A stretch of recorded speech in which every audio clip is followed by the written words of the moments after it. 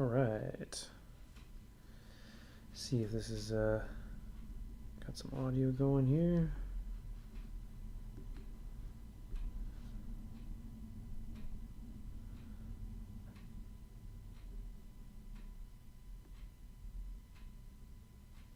All right.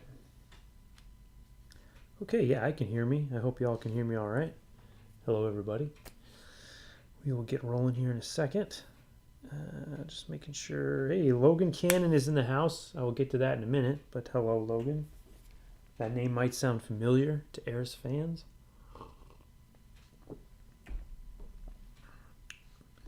Hey, John, thanks for the congrats on the solid start. We appreciate all the support and everything. You guys have been great, and it looks like you guys are about to cross your finish line too. John's got... Geez, you have more than one project on Kickstarter right now. You should definitely point people in that direction. All right, I might have to keep this here. So tonight, welcome to the live stream. If you've never been on here before, usually what I do is I show some comics that I've been reading lately and look at some artwork that I've been working on, and then I do some live inking. So we're going to do that all tonight. If you haven't already, hit the like and subscribe buttons. I know that's what everybody says, but it really does help me to hopefully show this cool stuff to more people. It's a really chill vibe here. The other thing I'm going to tell you is down in the description, there should be a link to my Kickstarter, which is running right now, for my comic book ERIS, which is one of the main things we're going to be talking about tonight. It is a science fiction action comic series that is pretty crazy. And we are running a campaign that collects all the issues, including almost, over 60, 70 pages of new stuff, and wraps up the whole story, and that's running on Kickstarter right now. So hit that link, hit the likes, yada, yada, yada. What we're going to look at first tonight is, I like to look at whatever comics I've been reading lately. So we're going to check out some Absolute Batman, and then I also picked up a really cool reprint of Marvel Fanfare, by Barry Windsor Smith. So we're going to check out those, and then we're going to dive into ERIS stuff. We're going to talk ERIS 1 and 2, and I'm going to show you some images from them, and also some original art from the third issue, the third chapter, which will be, hopefully not too spoilery, but just a cool look behind the process of what we have cooked up for you here. And then after that, I'm going to go ahead and ink a drawing of one of our main characters, Rankin, doing his Super Punch thing. So hope you'll stick around for that as well. So let's make some room here. And really quick, we're just going to check out some comics I got this week. Okay.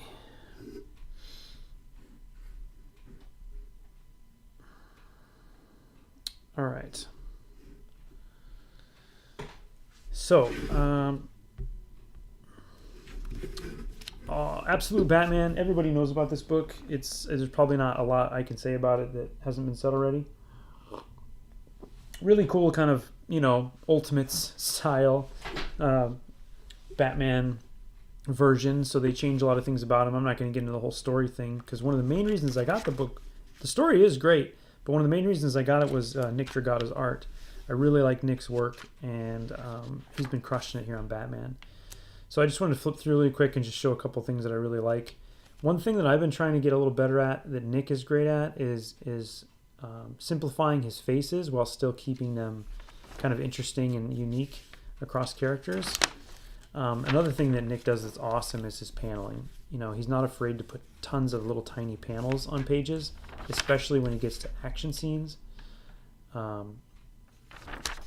And then, really quick, he can do these splashes, but instead of doing a super detailed, rendered out drawing, what's awesome about him is that he's really good at kind of designing light and dark spaces on the drawing. And so it has the same kind of impact as a big rendered, David Finch type drawing.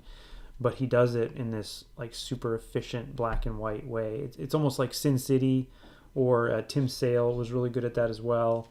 Alex Toth, another one. And Nick has those sensibilities, but then he's got this kind of wacky, wild way of drawing where everything's sort of got a cool exaggeration to it. When he boots this little kid thing here, this is hilarious. If you guys aren't reading this book, you should check it out. The other thing that I love in this book, and this is a great example, are the colors. So the colors on this are by Frank Martin. And man, oh man, they are so perfect for Nick's stuff because they let it all still be kind of, clean line, kind of lots of dark, heavy shadows. But then he does these painterly highlights, like here on her cheek. It might be hard to see it in super detail, but it's just like a little paint. It looks like, I know it's digital, but it looks like just a little paint stroke across her cheek to show that little bit of light spilling over to that side of the face. Really, really cool stuff. But yeah, this book is pretty rad, and the fight scenes are really rad, and there are some spoilers right here, so I will skip that. But cool take on the characters, kind of a different version of them. And then I've been looking at a lot of The Thing lately, and I saw that for April Fool's, this is an April Fool's Day story of Ben Grimm by Barry Windsor Smith, and around April Fool's, they did this. Well, this reprint was available at the store. I'm not sure if it came out before then or that week. As you all know, I'm a huge Barry Windsor Smith fan, and so I had seen a lot of this story digitally before, but I didn't have it in print anywhere. Just a couple slices of it in the Opus art books. But the way he draws The Thing is great. It's really expressive. Barry Windsor Smith has a great sense of storytelling, even in these sort of, like this whole story is about The Thing waking up, Ben Grimm waking up, and getting all these pranks played on him as he's getting out of bed. And it's pretty hilarious. It's got, just these nice little moments of acting and super comic stuff like the onomatopoeias and little expressions here where he eats this and then kind of his cheeks puff out. Really good cartooning. I think a lot of people think of Barry's stuff as being very serious, but I think when he does these kind of big character acting things, it's where there's not an action scene, there's just characters, moving through a space or interacting. It's really cool stuff. Dungeoneer is here. He has that issue of Fanfare. Oh man, the original. I'm sure it would look way better than it does. They did a pretty good job reprinting this, but I just wish they would use paper with some tooth, sometimes. But anyway, pretty amazing imagery in this, and in a way only Barry Windsor Smith can. I love this silhouette of his face right here while he's smoking the cigar. It's such a cool shape. I really like that. I'm gonna have to use that somewhere. And then there's like a Daredevil story by, who did this? Jack Sparling and Aiken and Garvey on inks. I'm not sure about that one. All right, who wants to talk about ERIS a little bit? So in the chat, my brother Logan is in here. I'm sure he's around still. I'm not sure if he's going to stay the whole time, but if he can, as we go through some stuff about ERIS, I thought, if anybody had questions, you can feel free to ask them. But what I'm going to do is show you a little peek into issue 1 and 2, which we've been working on ERIS for almost 5 years now. It's kind of been the passion project that Logan and I have been doing between our paid jobs, So, some of these issues were drawn between other things you guys might have seen from me, like between ERIS 1 and 2, I drew the first Beef Bros comic, and then between ERIS 2 and then like stuff I started working on in ERIS 3, I did another Beef Bros comic and the Schlub, and then I did some more ERIS 3, and then I did another project and then some more. So it was like this thing that we jumped back and forth, between things and really chipped away at it. So you see a journey, I think, in the book, in the story, but also in the kind of hopefully in the visuals too, you see it kind of progress. Let's see. Greg Parker says, good evening. Congrats on the Kickstarter release. Thank you, Greg. Edison is working on an ERIS pinup for us. Yes, Edison Neo, the incredible Edison Neo, is working on a pinup for us, and I cannot wait to start showing those off when they come in. We'll probably start posting some pinups that we've had folks do on our updates. So if you haven't gone over and backed us yet, go ahead and do that, and you get those updates. Can't wait to see it, Edison. BMC Comics, hello. Why go straight to trade instead of last issue? John, you're the second person to ask me that. I wouldn't say a lot of people have asked me that. The state of the world, I'm kind of questioning a lot of things about the plans, but one reason is that the third chapter turned out to be like 50, what was it, Logan? Like 54 pages long. and then we're planning to put some pinups and some other stuff into there.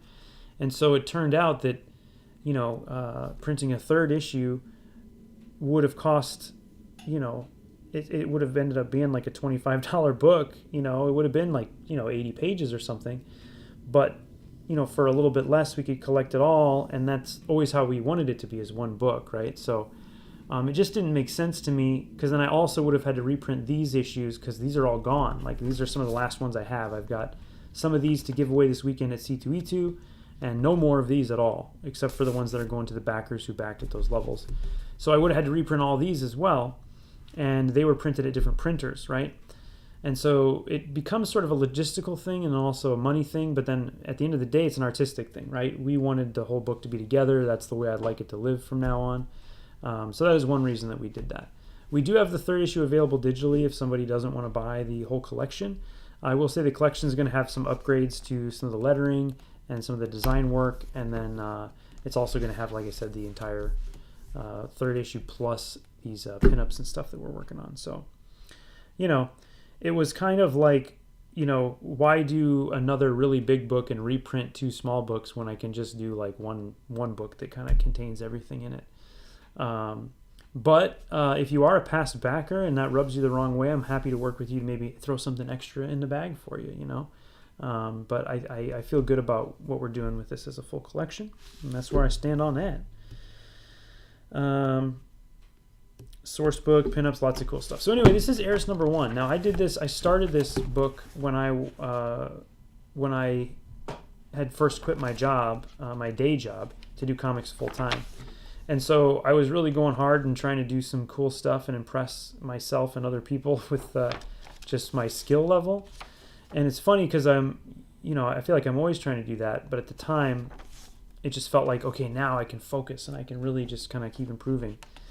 This whole first issue is free to read on my website as well. So if you want to go check it out before you even look at the Kickstarter, you can read the whole thing, but there's also a lot of preview images on the Kickstarter. But you can read the whole first chapter on tyrellcannon.com. I hate you fans with OCD, John, for sure. I tell you what, John, if you wanted like a PDF that you could print yourself, you can have at it, pal. I could send you one if you want to have your own issue 3. But yeah, the story is about this group of sort of high-level government military/assassins, superpowered team called the ERIS Vanguard, and they go on a mission to the end of the edge of the universe to find this rogue agent who used to be a member of their team that has the source of this powerful drug that these bad rulers of Earth called the Archon Circle are using to control us. So it's a lot about control and people being under control and people being manipulated, and how do you exist within that system, and how do you change it. But the biggest thing this book has is lots of big action scenes. We've got fight scenes, we got superpowers for every character that are kind of like based around fighting styles, and they fight all kinds of cool different folks. First issue, like I said, came out quite a couple years ago, and then ERIS number 2 continues the story. They end up going to a planet that is full of these guys called drug farmers, or root farmers that farm this drug from worms. And we have this issue is like all the issues, but this one especially has some really huge fight scenes in it as well, and 2-page spreads. So if you like fun, big action, lots of gore, lots of fighting, we have that. We have some other big bad villains that they fight against. So I hope you guys will all check it out. Like I said, you can read the whole first issue for free, and you can get on the Kickstarter now. You can get it digitally, you can get it in print. I'll keep these over here in case we need them. So again, if there's ever any questions, let us know. I'm going to show a few pages. I don't even know if they're in order, that are from issue 3, or I keep saying issue 3 because it's so ingrained in our comic brains. Like you said, it makes us OCD. Chapter 3 of ERIS. And these shouldn't spoil anything, especially because the lettering's not on the page. Although you will see that I draw my word balloons on the pages. Here, let me just go ahead. I think these two would be in order. Here's the first page, actually. We see Jubal, and he's in sort of a dream. This one was really fun. It was fun because I hadn't drawn these guys in a while, and then I came back to start the third issue. I think it was after I did Beef Bros 2, and that's when I was drawing this page. Felt good to get back to them. I work on 11x17 Bristol. I use Pentel brush pens, Zebra brush pens, Tombos, mechanical pencils. So if that's something you're interested in, that's what I'm working on. I'm working on Strathmore Bristol 500 series plate surface, which I really like. It's a pretty sturdy yet kind of expensive paper.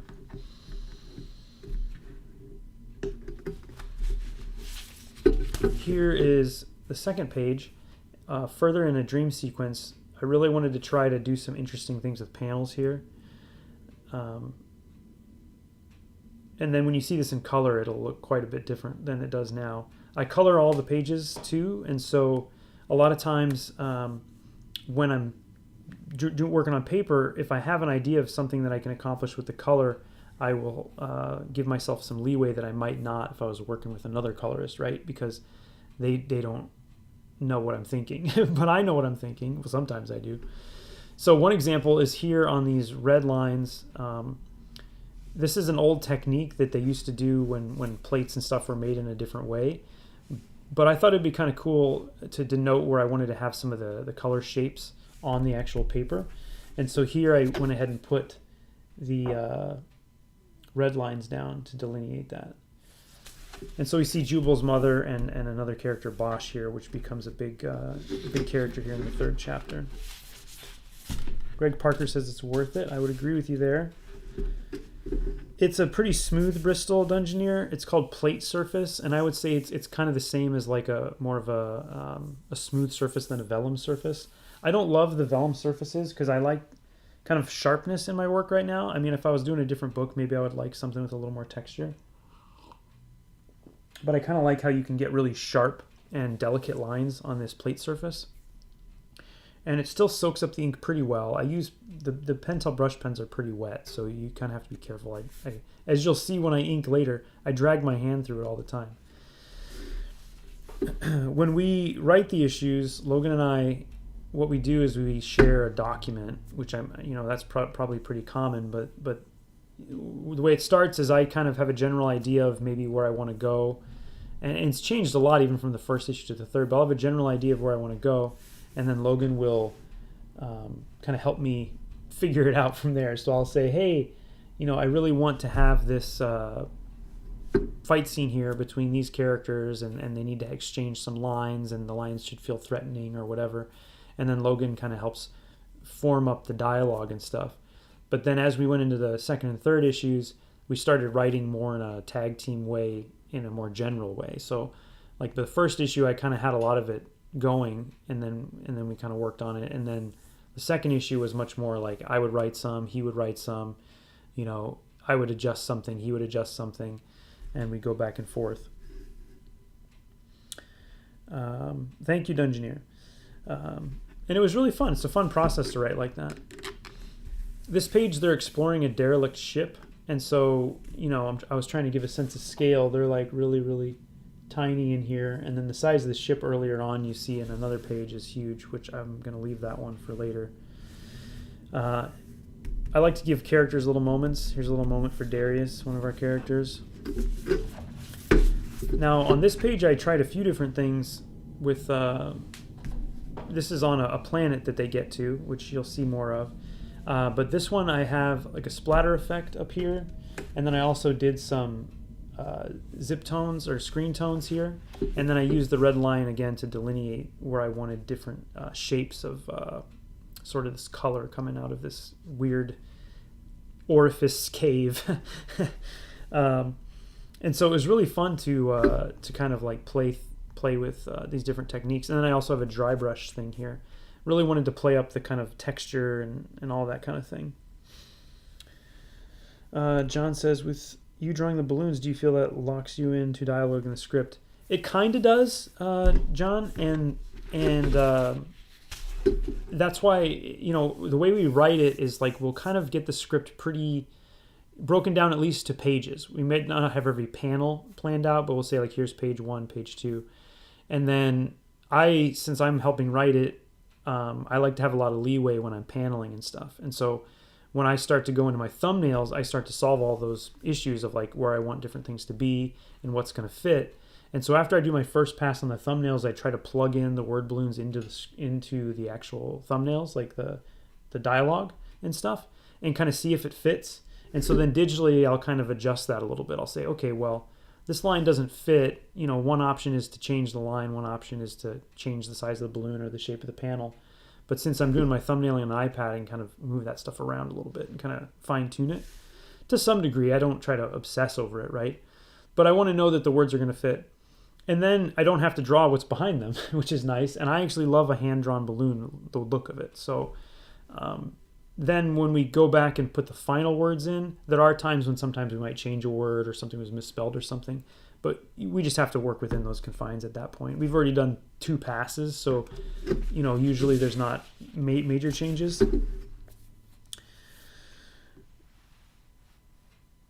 Banana hammocks. Well, Greg, that's a good question. Why do they wear such sparse clothing? So I tend to...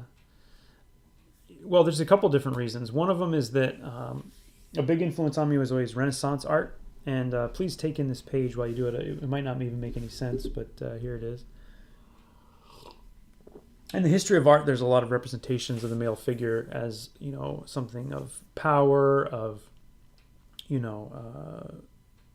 eroticism, all these different things.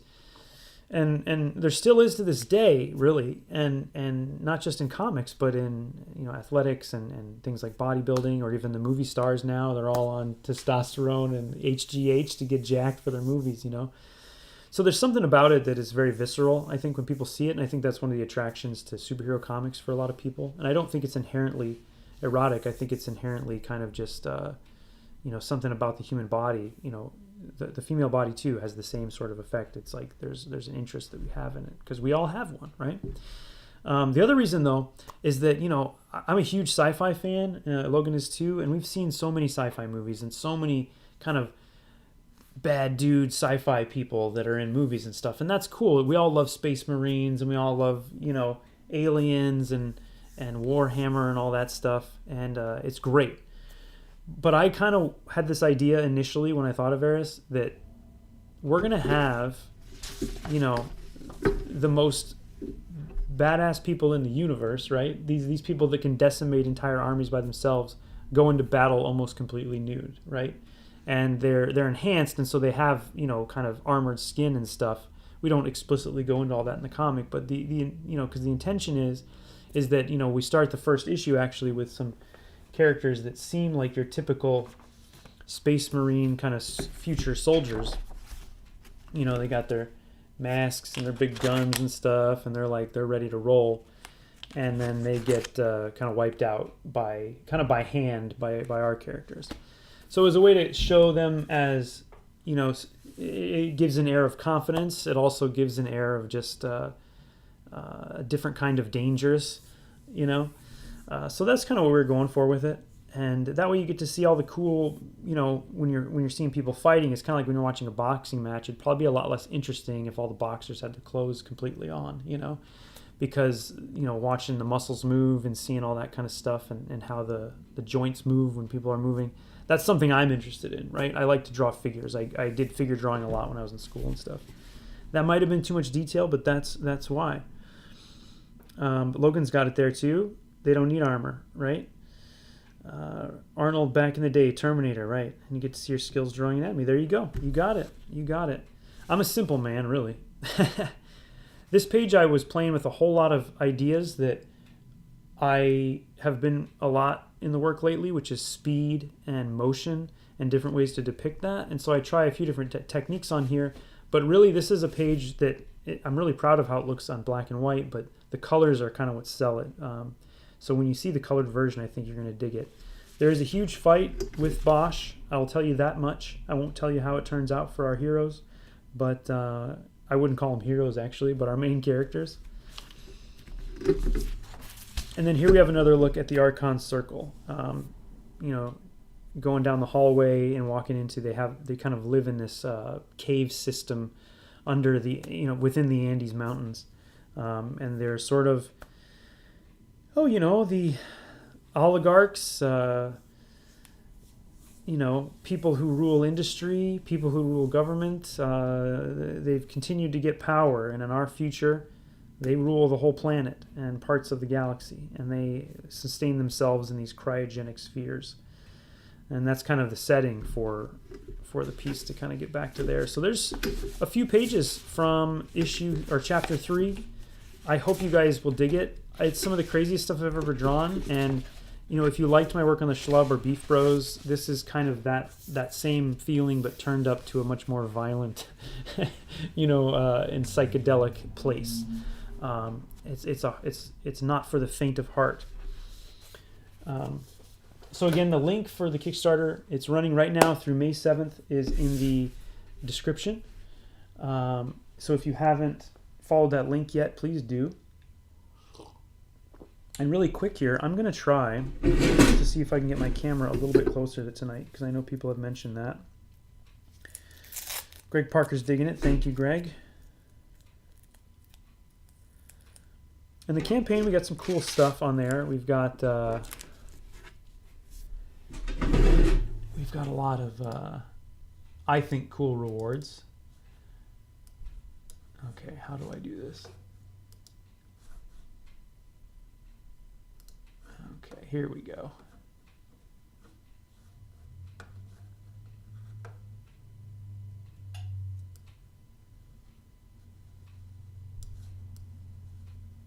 How's that? Is that a little better? We can try to roll with that since I'm not showing anything big anymore. A lot of story too. Yeah, Logan reminding me that there's actually stories in the comics. I tend to focus obviously on the art. But the story is really, yeah, I mean, it's about things like power and violence and, you know, the struggle, the struggle we all face, honestly. So this is Rankin. Yes, you're welcome, Greg. This is Rankin. He is the leader of the ERIS Vanguard. He is very sadistic and very powerful. He has sort of a supersonic speed. He can move extremely fast. So they're all fast and enhanced, but he is the fastest of the ERIS Vanguard, and he moves almost faster than people can see. And so it's been really fun to try to figure out ways that I can, you know, show that. And then also, what's been fun with these characters, and any character that I draw and that we write too, that Logan and I write, is just giving them the ability to act, whether that be through what they're saying or how they're drawn, and giving them sort of attitudes or things of that sort. So it's not a book that's really heavy on characters talking about themselves or their feelings. I think that what we've done though is give them all these little micro moments in all the situations that they're in. If you think of a movie like Predator, where they don't explicitly tell you about every character, but as they're going on the mission, you kind of get a sense of what they're like, you know, and what their relationships between each other are. And so I think we're going for more of that kind of vibe, you know, not a vibe of dudes sitting down and telling their life story, you know, in the midst of battle or something like that. And there's nothing wrong with that, but that's not what we were doing. But he is the driving force behind kind of the mission. You know, not only is he told to do it by the Archon Circle, who are their bosses, but he wants to find Bosch. He has a bone to pick with Bosch.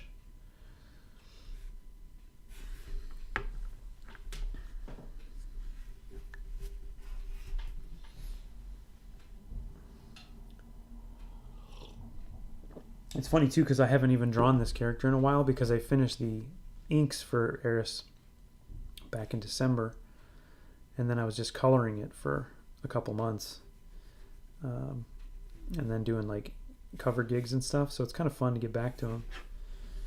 It's kind of sad though. I know I won't be drawing him as much anymore. I've been going back to these guys, like I said, for 5 years as sort of my personal break from other work, you know, and it's fun to have a little friend like that.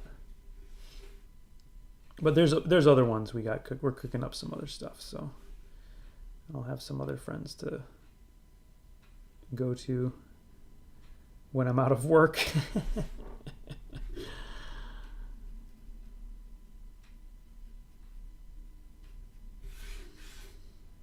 Now, I don't know if anyone's noticed yet, but one of the stretch goals for the ERIS Kickstarter campaign is an alternate cover option by Daniel Warren Johnson. So Dan's a good buddy, and if we can hit that stretch goal, backers will have the opportunity to order a Daniel Warren Johnson cover as well. You know, either or both, you know. So that would be really cool, and I don't know if people saw that because it's down in the stretch goals section, but we'll point it out. Something to look forward to if we can get there.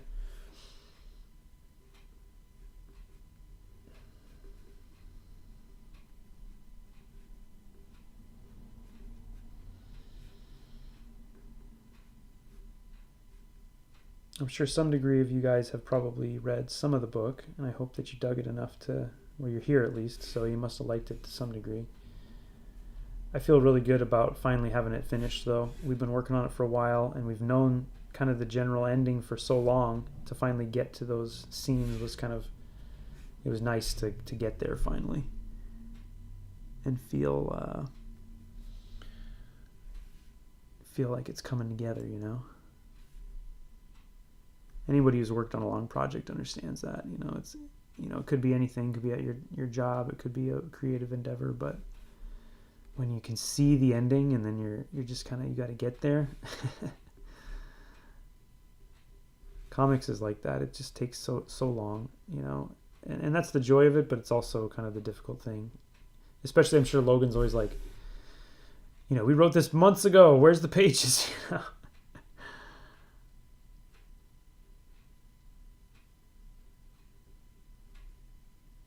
It's a grind, man. But hopefully you get something that you can't get anywhere else in any other medium. Yeah. Logan's got it there. It's nice when they can get out of your head so that other people can see them.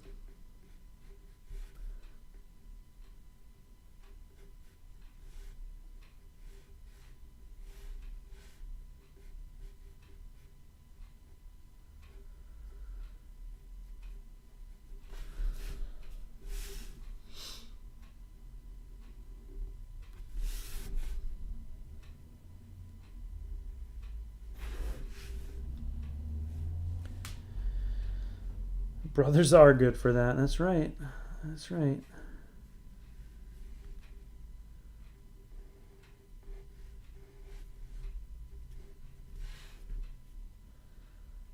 I think I want this to connect, actually.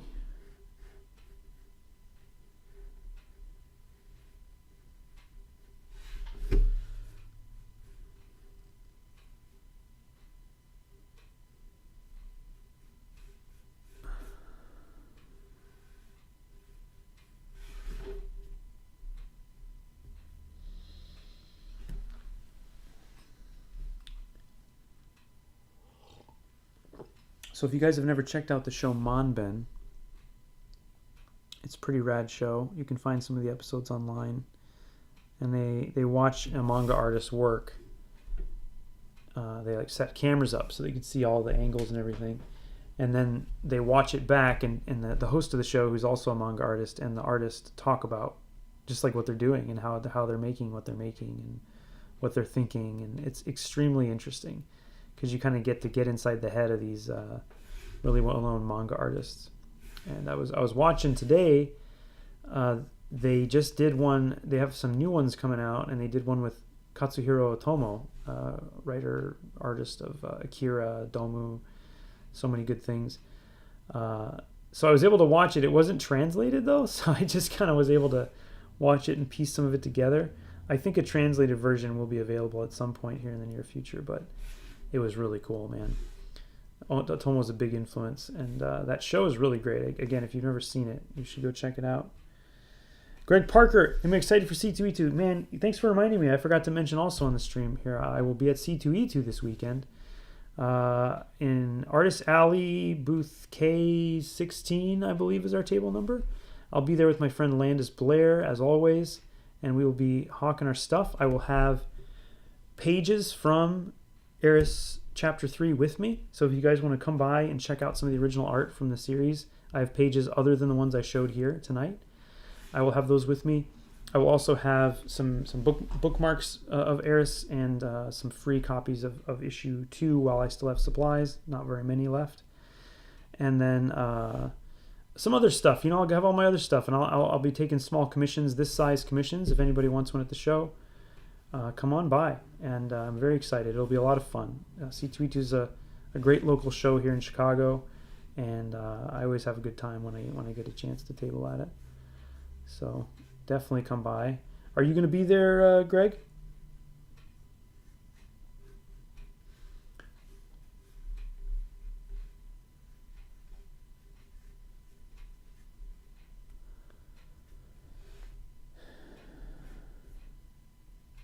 Yeah, I'm bringing a couple of the spreads that I was not wanting to show because I thought they'd be too spoilery. But if you come by the show, you'll see them, and they're not too spoilery.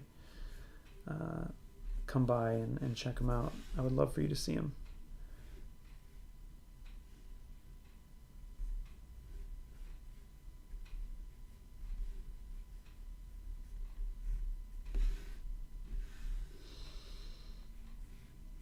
But it is a fun show.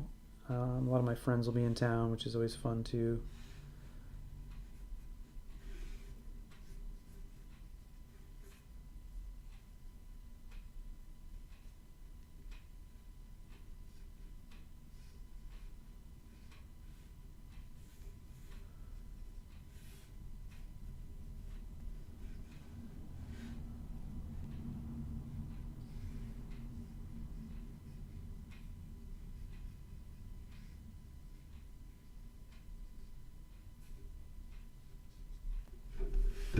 All right, that's kind of what I'm looking for. This is what I'm looking for right now. I like that. This is weird. This is wild. I'm digging it. I wish. He lives in Arizona. Oh, Green Bay and Detroit. Those are pretty close.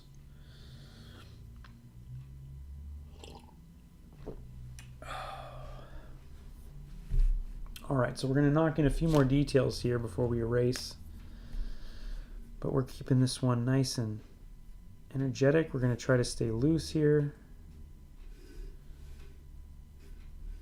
We'll do some more definition after we erase, probably.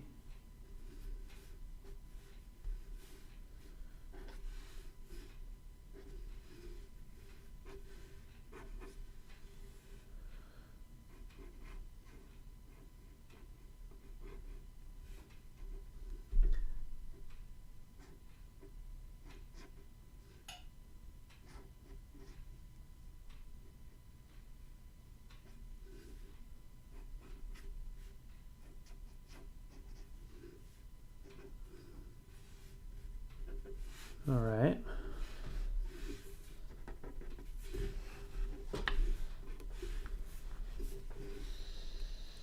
Just got a bunch of zebra pens after watching it. Oh, cool, man. They are so fun to use. I'm glad you picked those up. E-Honda Turbo Fist is another good way to put it. I was thinking of that 100-hand slap when I was working on this earlier. It's cool. That's an interesting thing in that game. In some anime they do this too, where they can show movement, right? But they choose to have those ghosted images to imply the speed, which is a very two-dimensional technique, right? And so, I'm always looking at that stuff. I'm trying to sort of pull it back, right? Take whatever was happening there when it was mixed with the motion and kind of pull it back to here. There's a lot of great animators to watch, right? That do cool stuff, especially back in the day. You know, people like Kawajiri and I guess his protege, what's his name? Takashi Koike? No, what's his name? The guy who directed Redline. I'm spacing on his name right now. But there's a lot of guys that, artists in that arena that really push the boundaries of like abstraction with figures in motion, and that stuff really interests me. Let the mind fill in the gaps. Yeah, totally. Okay, I think I'm gonna erase and then do the speed lines after.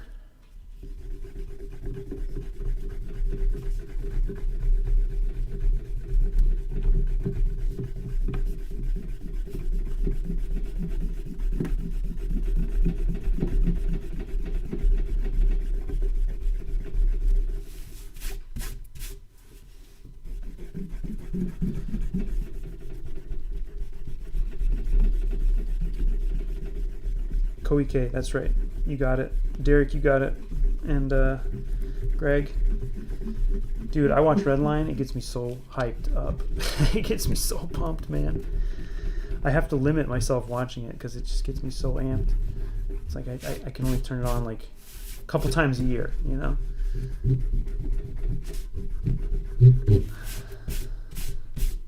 Okay, yeah, this definitely needs the speed lines, though. All right.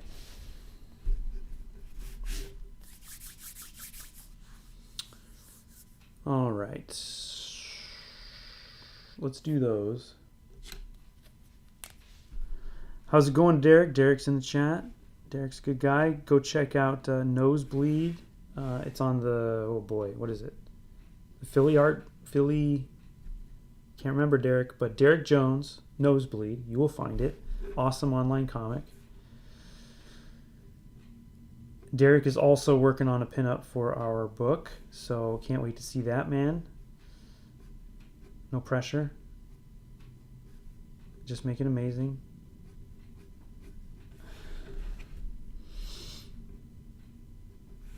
Okay, now let's figure out these speed lines.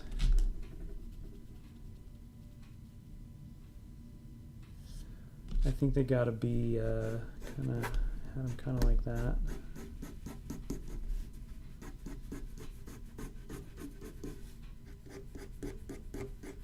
Yeah. There we go.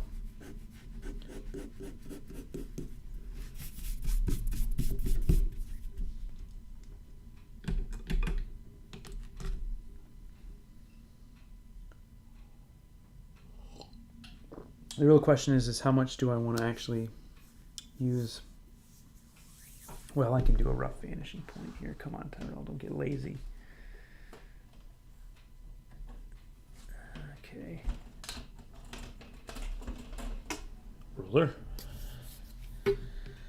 But a little pressure. Motion lines you're doing in book 3. Thank you, Derek. When Rankin's fighting, he's fighting. That's for sure.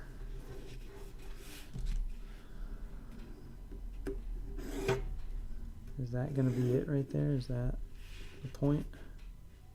No. I think it's got to be higher. Maybe in the middle of his teeth.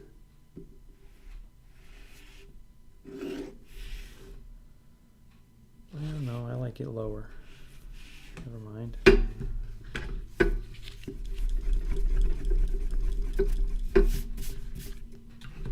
It's gonna be like,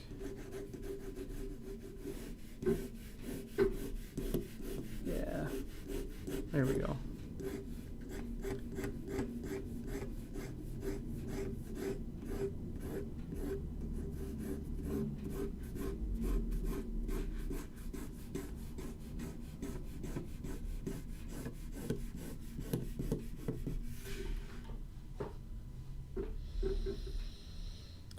Oh, well, hello, Greg's kids. hope you're having a good night. Hope we didn't scare anybody with these scary drawings.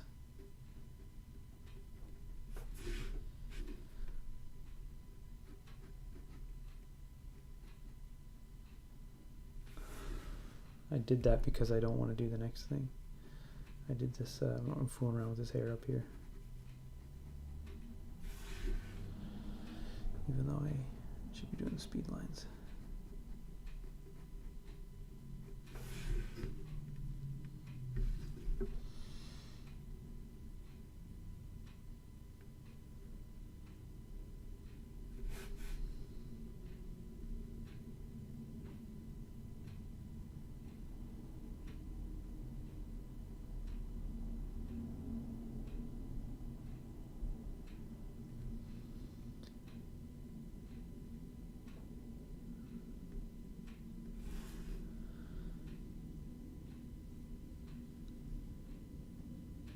Thank you.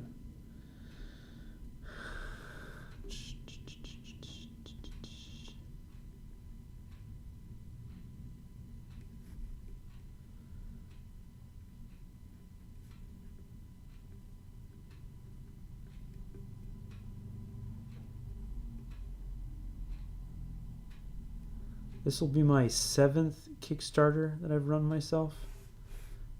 And I've done 3 other ones with collaborators. So I was thinking about that the other day. I'm like, I've been doing this a minute. My first Kickstarter was in 2015. And it was for an anthology of science fiction romance comics. It was a lot of fun.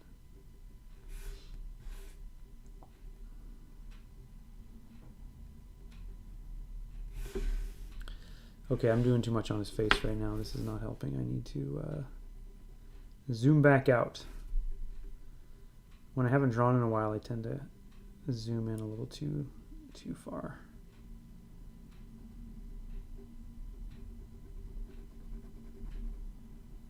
There's just something up here that got me sucked in. Yeah, well, we'll work on that. Okay. So how do I want to do these speed lines is the question. I didn't want to use a ruler, but I might just do that. Should I do my trick?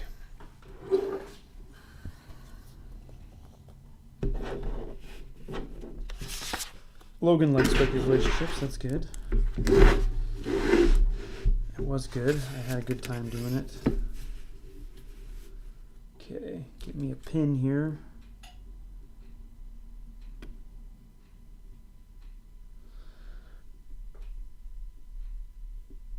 Will the original art only be available through the Kickstarter, or will be some on my website?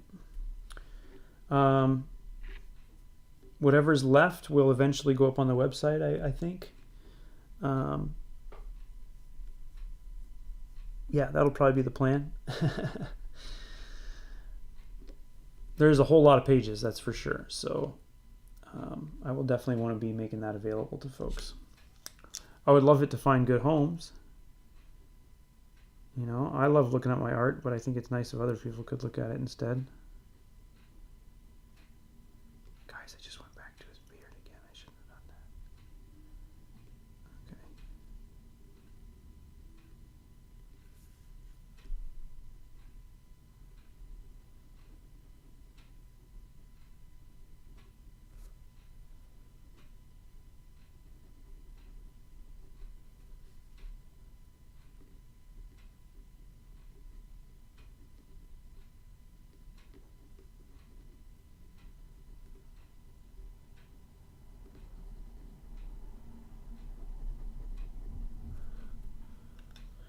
I don't know what I'm doing there. Okay. Let's see. What do I want to use for these speed lines?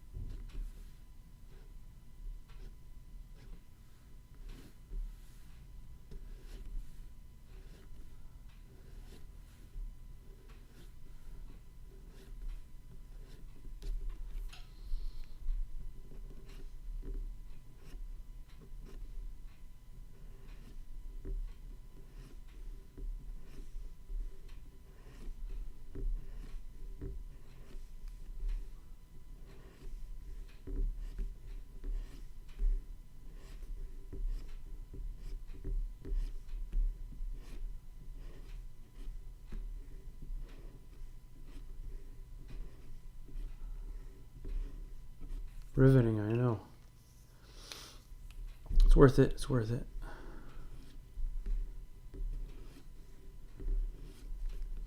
I was watching Monben today, and Urasawa was doing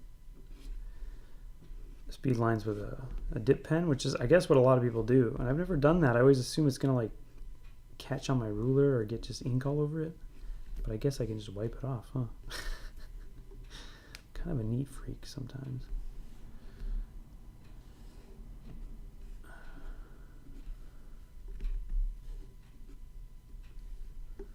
Hold still, paper.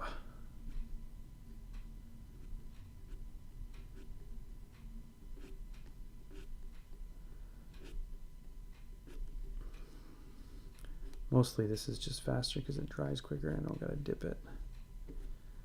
And this is just a fun one, so a lot of people talk about the archival qualities of different inks, but I mean, even the most archival ink is not going to last all that long.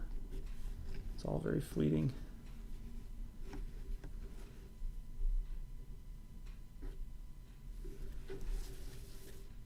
Whoops. There it goes.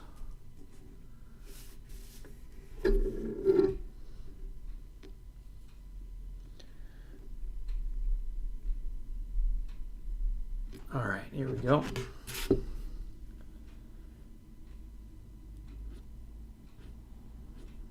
Now Urasawa does the similar thing, but he puts a flat tack down with tape, and then the point sticks up and he drags it around. I actually think that would be better, but I didn't have any flat tacks around. I was going to try that tonight, but I couldn't find any flat tacks.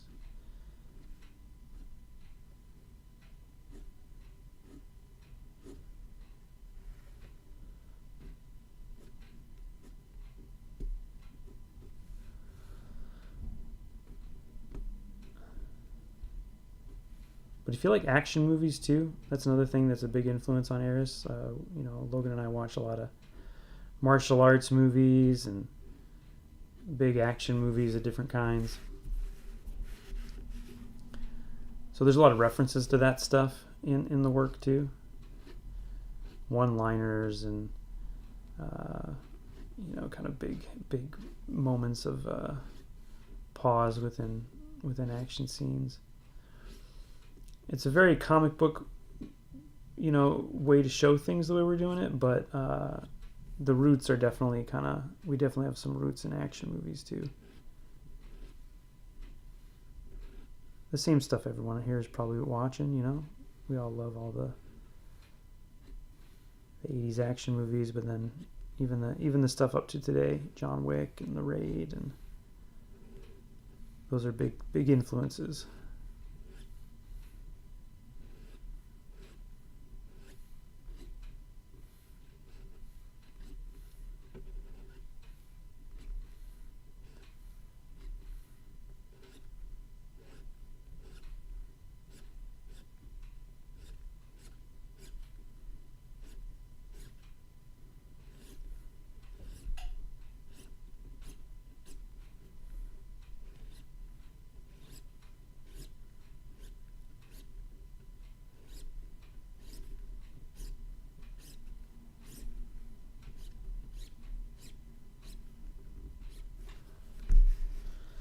All right, we're getting there, And then I'll try to enhance this a little bit. I am not pleased with the way that looks right now. It's bothering me every time I look at it. All right, let's get the rest of these done.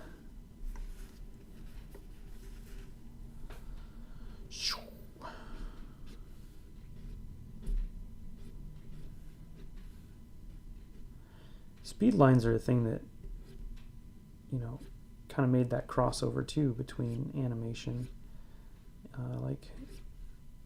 and comics. In Japan, the language is very similar, whereas I feel like a lot of that kind of language of comics in American comics are not translated as directly to the films that come out or the animations that come out, right? And if it is, it's really campy, like in old Batman show. Whereas in an anime, it's not uncommon to have speed lines, even when characters are moving, to kind of quote the same visual language.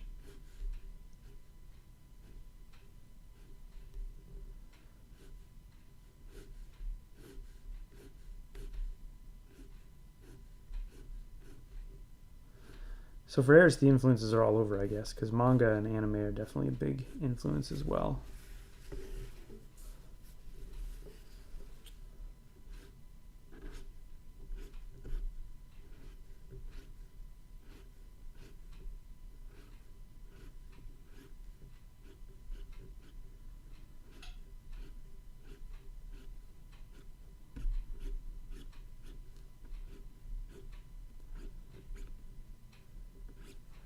Getting a little messy here, but I don't mind, actually. I'm kind of digging this messy ruler situation.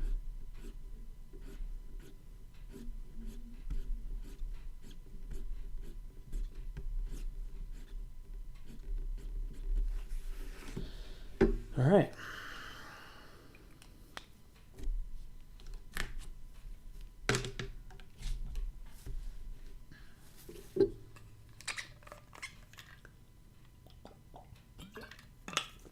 Keep getting my head in the shot there. Sorry, guys.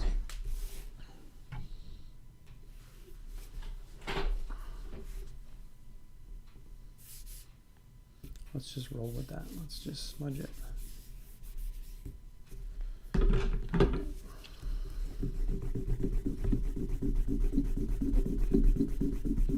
Now we're going to hit it with some white, I think.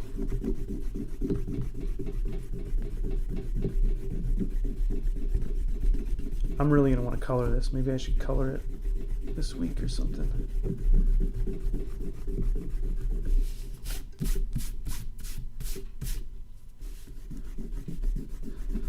I'm going to attempt to do another live stream during the campaign and draw another character. And perhaps these can be maybe rewards of some kind. Something for the people. All right.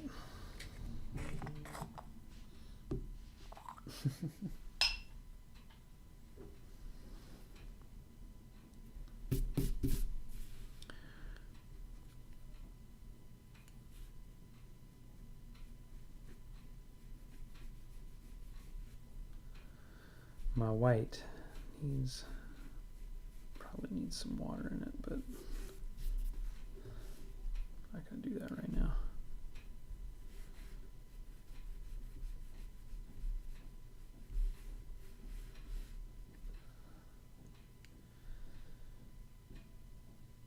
Congrats on the Kickstarter. Thank you, PS153. Love the trailer. Thank you. Quick mention on the trailer. Two people I got a shout out on the trailer. So I edited the trailer because I have no money to pay someone else to do it. I used to edit video, so it's not that crazy for me. But the real stars, though, is that awesome track that we have on it. So that track, the music you hear in the trailer is done by a good friend of ours named Josh Shoshta, and he is a musician, and he did the music for all three of the ERIS trailers.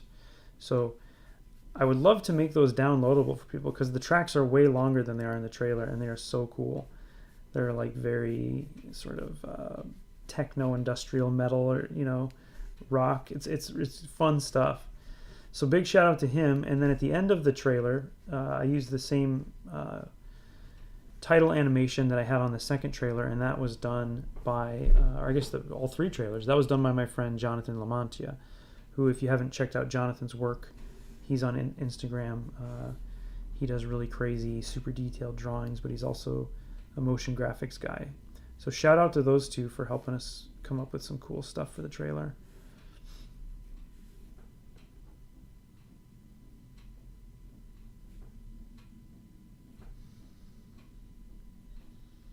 Yeah, Greg, thanks. Yeah.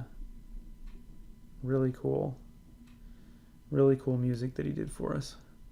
And like I said, that track, the trailer's only a minute or whatever. I think the track's like 2.5 minutes long, and there's all kinds of other kind of movements in it. So I wish I could have used it all, but no one's going to watch a 3-minute trailer on Kickstarter, so I was like, well, I got to cut it down. but I should try to make them available. I'll have to see if Josh will let me. It's up to him.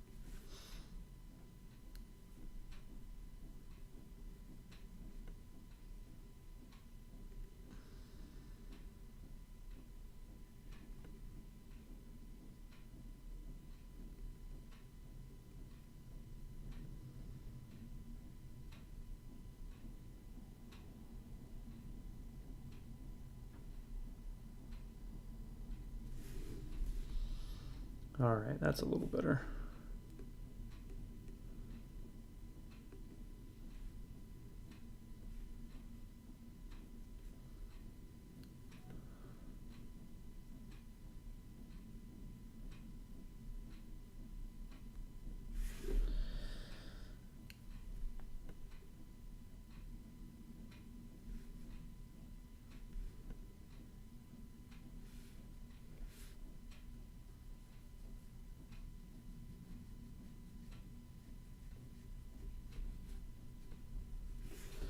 Just doing a few little touch-ups here, and then we're going to firm up some of these lines. And I might have to put some zip tones on it, Maybe. We'll see.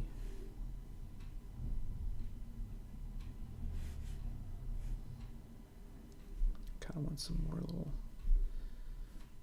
guys flying around here.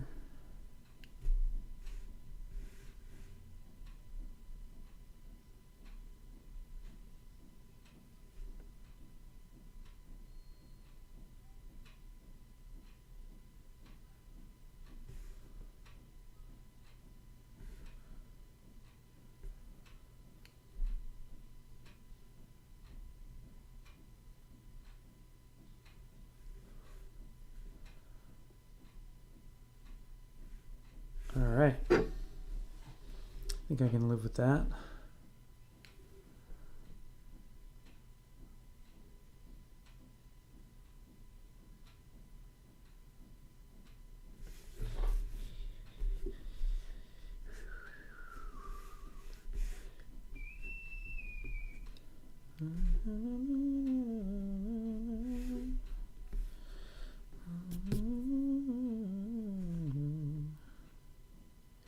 The other thing is I'm so used to coloring these guys when I draw them, because I rarely have them in black and white, that I'm already thinking about how I want to color this.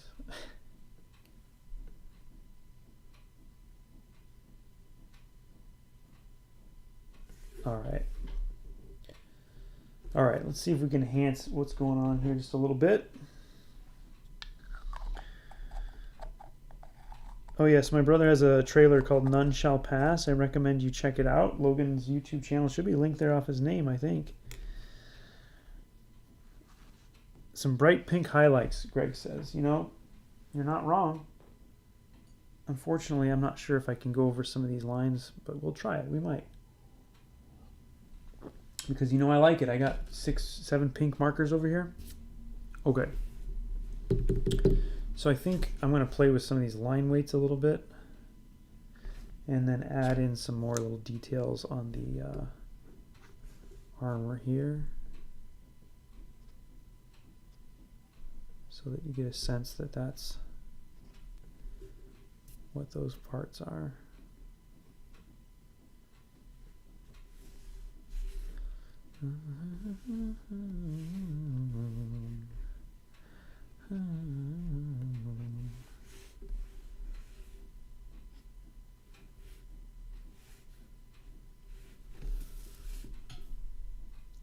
Still some folks working out there too. I know Neo was working. I'm not sure if he's still around. Derek, you working? Painting another skateboard deck or something, man. That was pretty tight.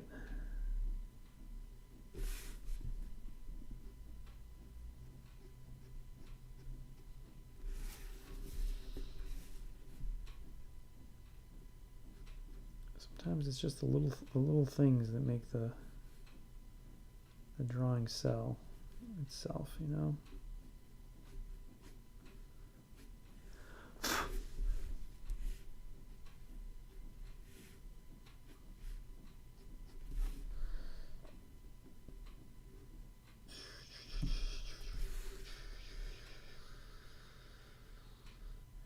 Drawing a commission. There you go, buddy. Greg says, what was your part of the project? The writing, inking, coloring, brother time?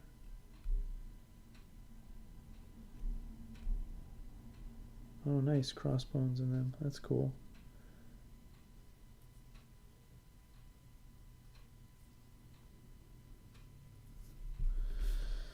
All right.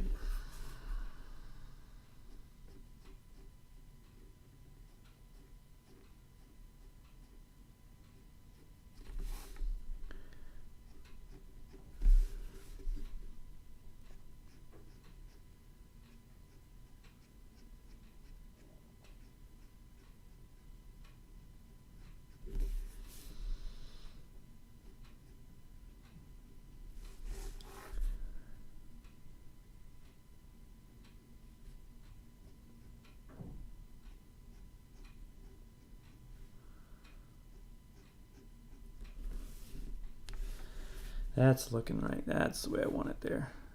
I want sharpness here. That's what I was missing.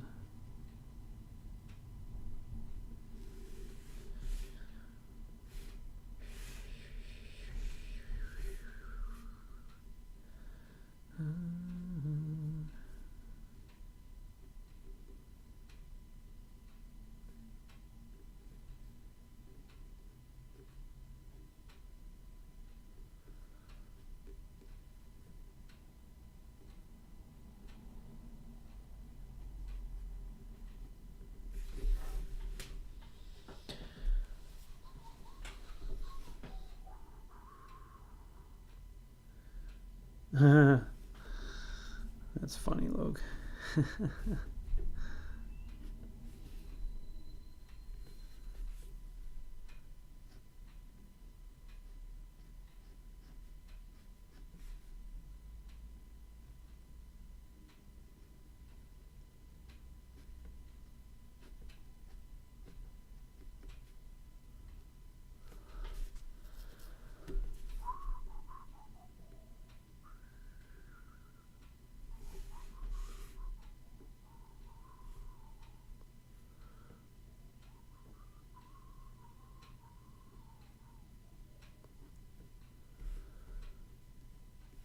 Well, I'm not sure if I'm going to get what I want out of that, but we'll leave it for now. This is the part that is the fun part for me. I like just firming up things with the inks. You know, the quicker I can get to this part, the better. I used to like to do detailed pencils, but the inking has always been my favorite part.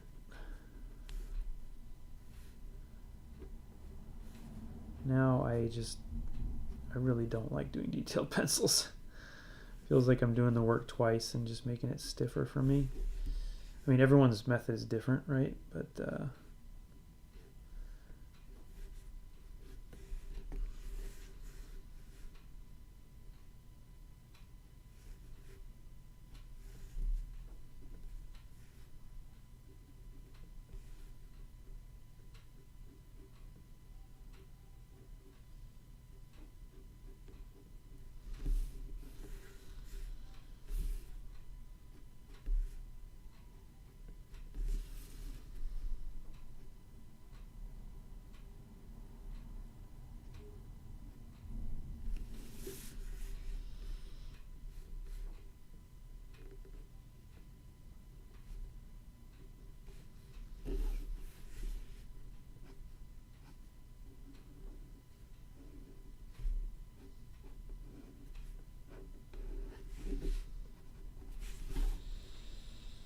all right.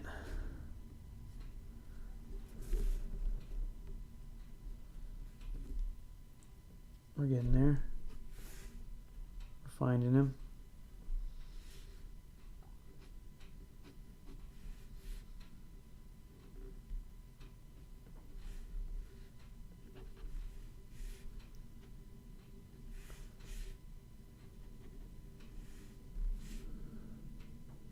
I kind of like that. Maybe I'll do that again.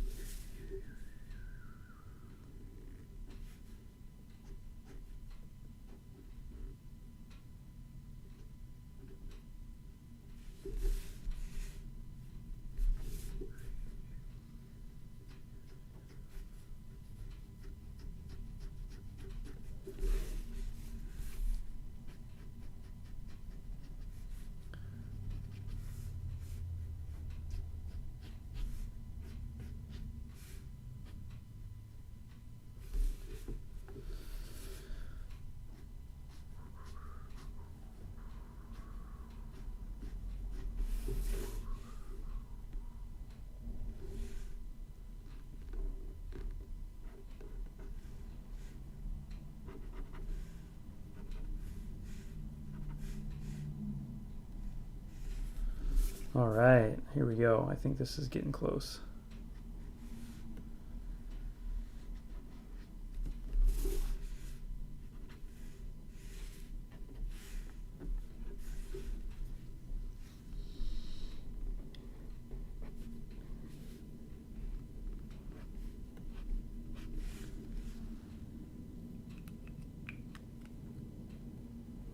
We're going to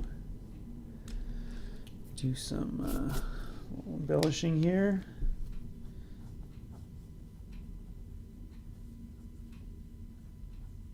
Thanks, Derek. That's a good question. Tips on, or Greg's, oh, wait, here we go. Greg says, any tips for someone using gouache? I got some for your birthday. Things not to do.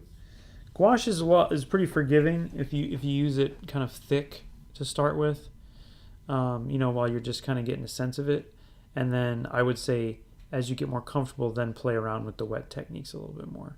You know, just get used to putting paint down with the you know, with the brush first and then go from there. But gouache is pretty forgiving. I don't use it much these days. I'd like to get back into gouache painting stuff, but I haven't had the right project where I can focus on that kind of thing. Maybe I'll start a personal one that has some color in it, even though the next personal thing that I'm working on, hopefully with Logan, is, or not hopefully, I'm hopefully working on it, but we will be working on it together, is probably going to be in black and white with screen tones. So maybe I'll do some painted intro pages, manga style. That might be cool.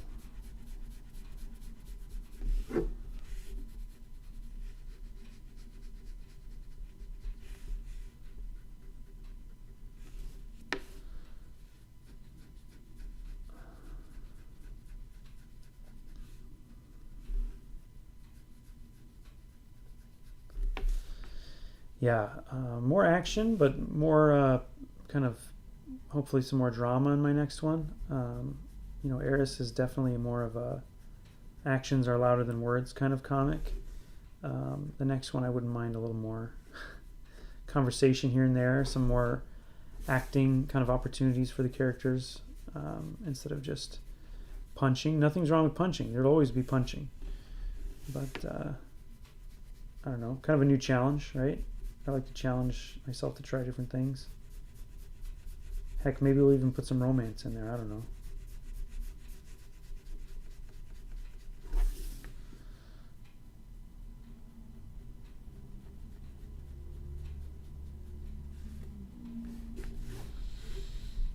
All right.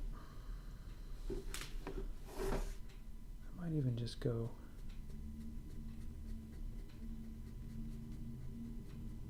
even darker on the edges here. Just bring them in dark.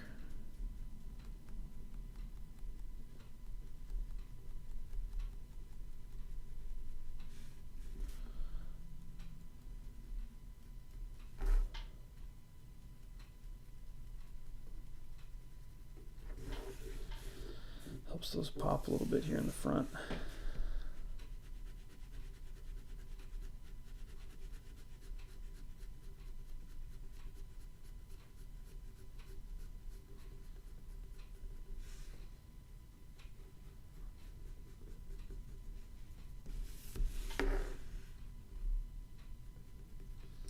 Again, I'll be at C2E2 this weekend. I hope some of you folks will make it out.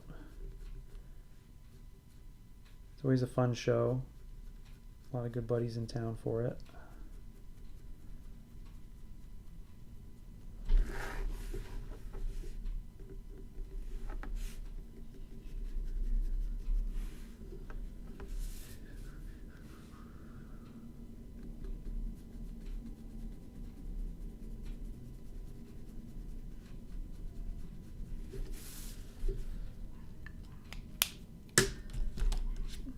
Got to get Derek back out here for C2E2. Got to get Neo over here for a show too, man.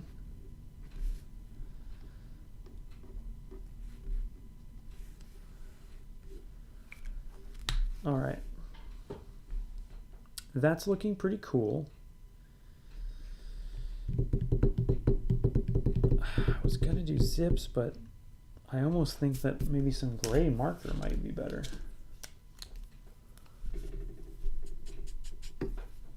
Okay.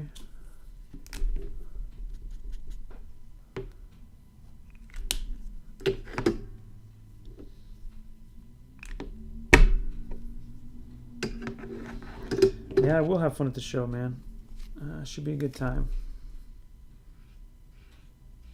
A lot of the boys will be there. A lot of the friends.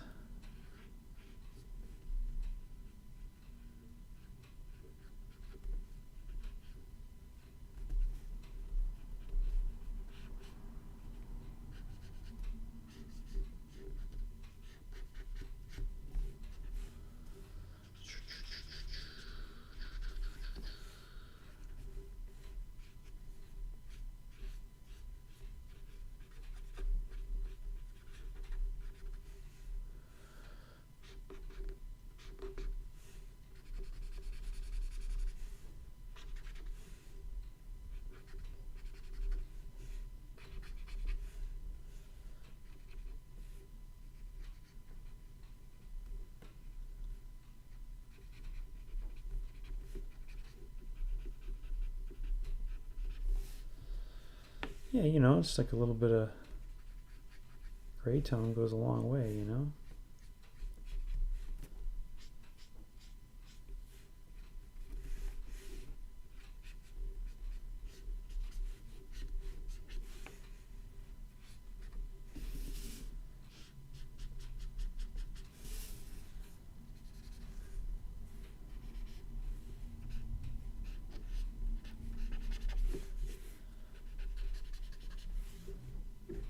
Yeah, there we go.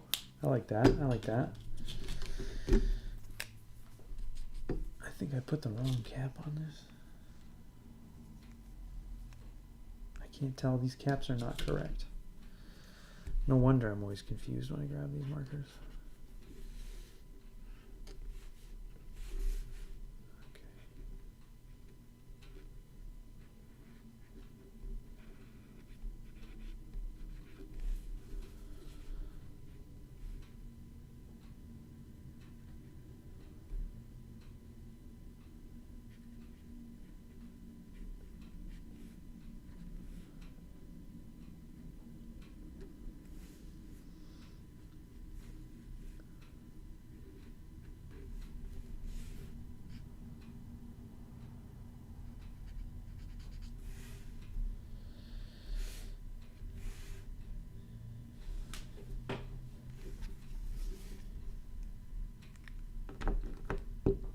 All right.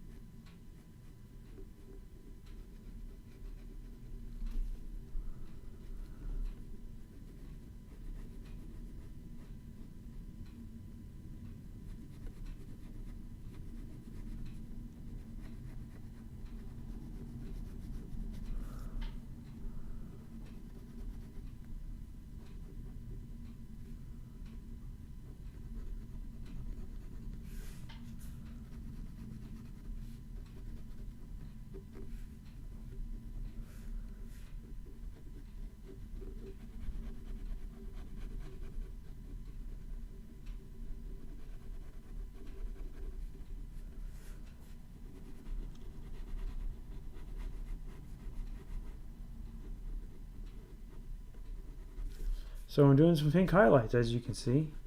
You convinced me.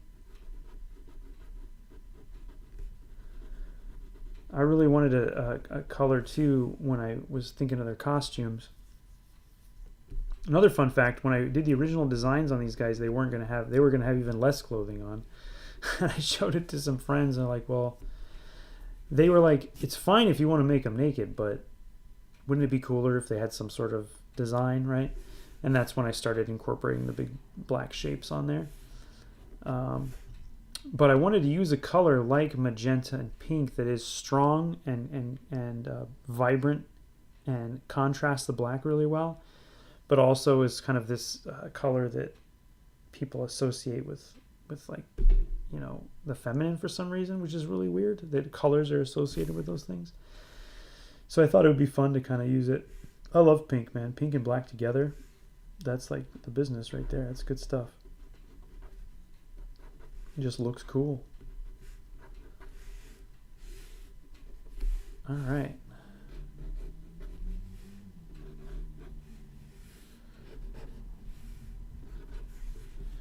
I'm liking it. I think we're good. I think we're almost there. Something about his face is still... I think it's this beard. There we go. All right, Rankin. Let's make this a little bolder too.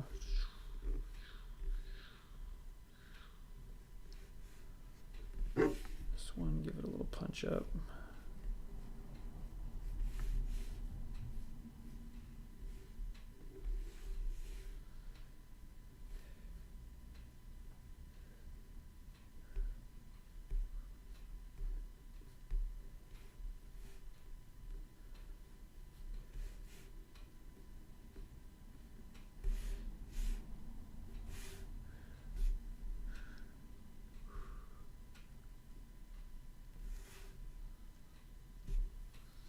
Okay, last one.